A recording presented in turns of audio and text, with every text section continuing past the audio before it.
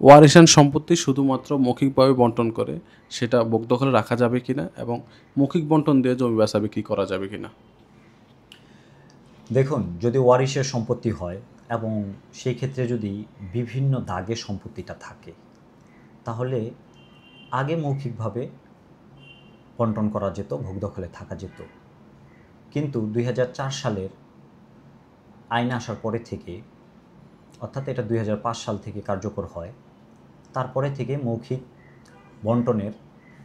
বন্টনটা আপনার কার্যকর হয় না। যদি অন্য কেউ কোনো সময় যদি দাবি করেন, তাহলে সেই ক্ষেত্রে ওই বন্টন আর কার্যকর হবে না, ওই জায়গা ছেড়ে দিতে হবে। এই জন্য করণীয় হচ্ছে, আপনাকে যখন কোনো ওয়ারিশের সম্পত্তি হবে বা এজমালি সম্পত্তি হবে, যারা শরিক বা অংশীদার আছেন তারা সবাই মিলে একটি রেজিস্টার্ড বন্টননামা দলিল করে নেবেন। সেটা যদি কারো আপত্তি থাকে বা কেউ যদি না করেন, তাহলে সেই ক্ষেত্রে আপনারা বন্টনের মোকদ্দমা দায়ের করে আপনারা আপনাদের যার যার প্রাপ্য অংশ কোর্টের মাধ্যমে বুঝে নিতে পারেন।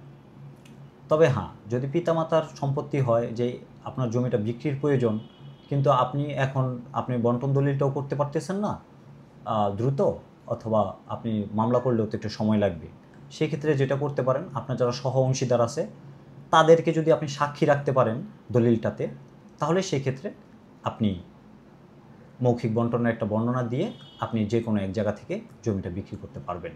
হ্যাঁ, এই ক্ষেত্রে কিন্তু যদি তাদের না থাকে, তারা যদি সাক্ষী হিসেবে স্বাক্ষর না করে, তাহলে কিন্তু এটা কার্যকর হওয়ার সম্ভাবনা নেই।